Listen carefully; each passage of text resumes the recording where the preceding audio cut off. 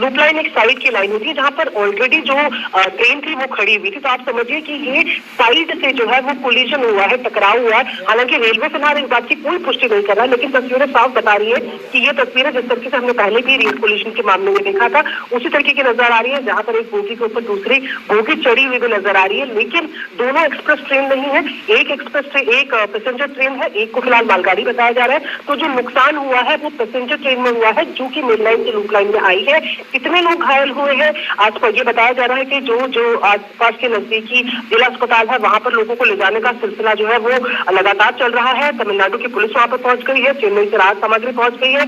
और अभी ये बताया जा रहा है कि अभी ऑफिशियल जानकारी जो अभी फिलहाल रेलवे की तरफ से आई है, ये बताया जा रहा है कि ट्रेन इंजन से लगे हुए पार्सल वैन में, यानी कि जो बिल्कुल पहला डब्बा होता है ड्राइवर कोच के लोकोमोटिव के पीछे, उसमें आग लगने की ये ऑफिशियल जानकारी अभी रेलवे की तरफ से दी गई है कि उसमें आग लगी है। वो आग कितने डब्बों में फैली है, कितना भयावह है, इसके लिए अभी ऑफिशियल जानकारी का इंतजार करना होगा। ये भी बताइए कि जो ये ट्रेन थी ये बिहार जा रही थी या बिहार से आ रही थी?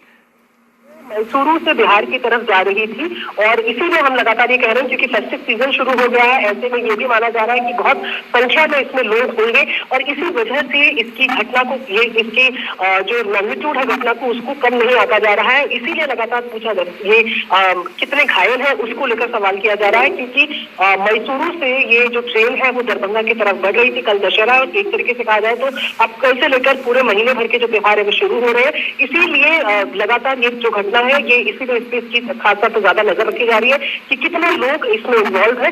फिलहाल जो इकलौती जानकारी ऑफिशियली अभी तक रेलवे की तरफ से आई है वो यही कि पार्सल वैन में जो कि ठीक लोकोमोटिव के पीछे होता है उसमें आग लगने की घटना को रेलवे ने बताया है।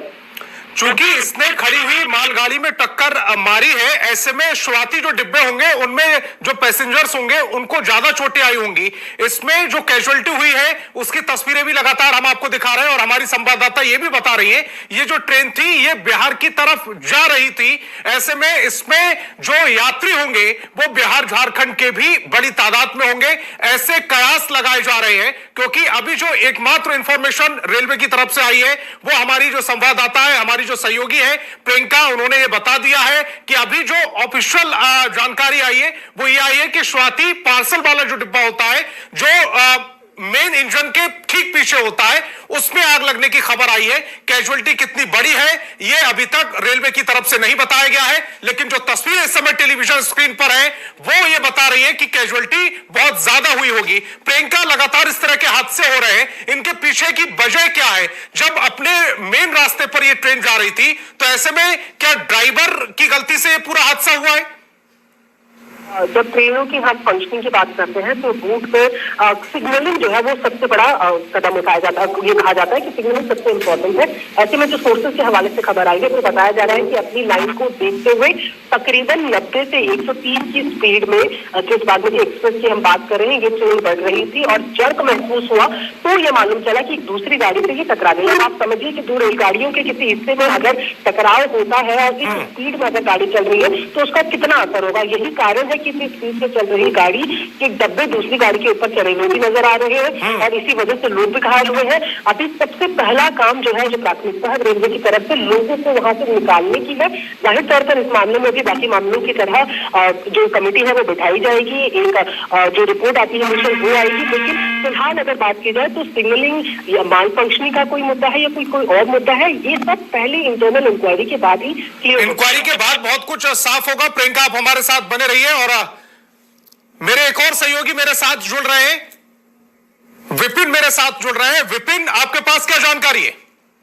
जी, बता दें कि ये बागमती एक्सप्रेस जो दरभंगा से जाती है मंगलवार को, लेकिन जो आने की है वहां से शुक्रवार को चलती है और रविवार को यहाँ आती है।